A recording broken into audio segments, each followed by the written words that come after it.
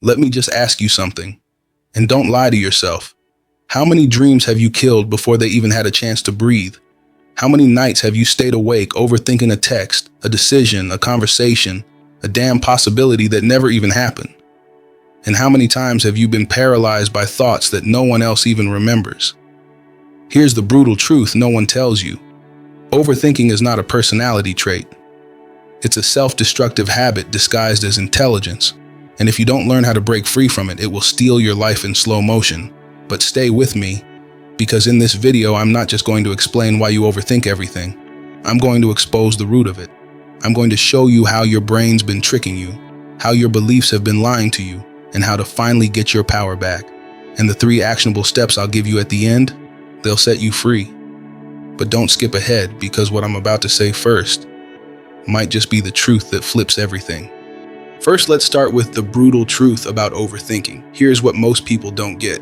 Overthinking isn't a you problem, it's a pattern. It's your mind trying to feel safe. It's your brain's last-ditch effort to avoid pain. But instead of avoiding pain, you end up living in it. Every day, you see, overthinking feels productive. That's the trap. You tell yourself, I'm just being careful. I'm just analyzing every possibility. I just want to make the right decision. But the truth, you're not analyzing. You're avoiding. You're afraid of making the wrong choice, so you make no choice at all. And while you're stuck in your head trying to figure it out, your life is passing you by. That job you didn't apply for, that person you never asked out, that idea you didn't act on, that moment you let slip away because you were still thinking about it. That's the cost, and no one talks about that part. But here's something most people will never tell you. Overthinking is just fear wearing a fake mustache. It pretends to be logic. It pretends to be strategy. But it's fear. Always fear. And here's the scary part. If you keep overthinking, your mind starts confusing thinking with living. You spend more time imagining than doing, more time doubting than deciding, more time watching than becoming. So let me ask you again, how many years do you want to waste before you realize your life's not going to change because of the thoughts in your head? It's going to change because of the actions you finally took. And if that truth hits hard, good. It means we're just getting started. Let's go deeper now. Let's expose what's really behind your overthinking. Because until you know what's feeding the monster, you can't starve it. Here are the 5 hidden roots of overthinking no one breaks down clearly. 1. Fear of judgment. You overthink because you're constantly playing a movie in your head of what other people might say, might think, or might feel. Let me say this clearly. Most people aren't thinking about you. They're thinking about themselves.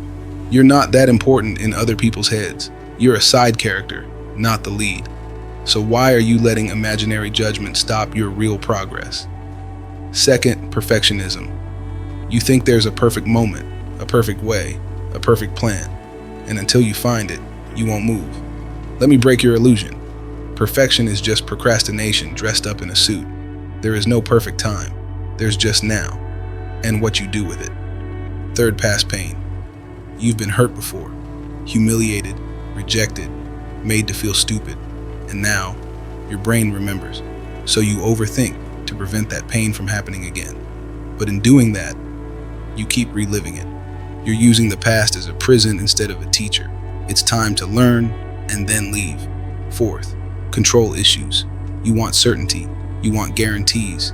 You want to know how everything ends before it begins. But here's the truth. Control is an illusion. You don't get certainty. You get a choice and courage. 5, low self-worth. This is the big one. At the root of it all, you don't trust yourself. That's why you don't decide. That's why you don't act. That's why you need 20 opinions before doing anything. You've been trained to believe your instincts can't be trusted. But here's what no one told you. The only way to build self-trust is to actually trust yourself. Even if you mess up. Even if it's awkward. Even if it's not perfect. Your freedom lives on the other side of that risk. And if you're still here, still watching, then deep down, you already know it's time. But first, we need to call out the lies you tell yourself. The ones that sound logical, but are killing your progress slowly. Here are the biggest lies you live by. I just need more time. I need to figure everything out first. It's not the right time yet. I need to make sure it's safe. I'm just trying to avoid mistakes. Let me hit you with the truth. You don't need more time. You need more courage. You don't need more information. You need more action. You don't need more opinions. You need more belief. You're waiting for permission that's never coming. You've given away your power to thoughts that have no backbone. And here's the punch in the gut. Overthinking doesn't protect your future. It robs your present. And there is a voice in you that you keep ignoring. It's small now, almost silent, because every time it whispers, you drown it out with doubt. But if you keep watching, I'll show you how to hear it again. I'll show you how to make that voice louder than your fear. Stay with me. All right, let's get to the good part. The breakthrough. 3 liberating steps you need to take to end overthinking in your life. Not with fluffy affirmations, not with just don't think about it, but with real, raw, practical steps that will change the way your brain is wired. Step 1. Label it. Don't live in it.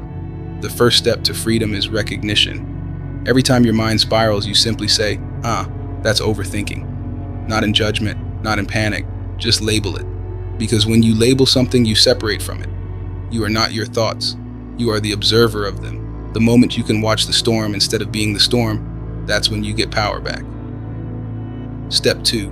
Decide in advance. Commit on paper. Most overthinking comes from in-the-moment pressure, so we remove that. Decide in advance, before the emotion hits, before the spiral starts. Have a list of default decisions. When I feel stuck, I will do what I love. When I get anxious, I will take a walk. When I doubt myself, I will text my accountability friend. Write it down, not in your head, on paper. That's how you turn mental chaos into clarity. Step 3, act before you're ready. This is the final, most powerful step.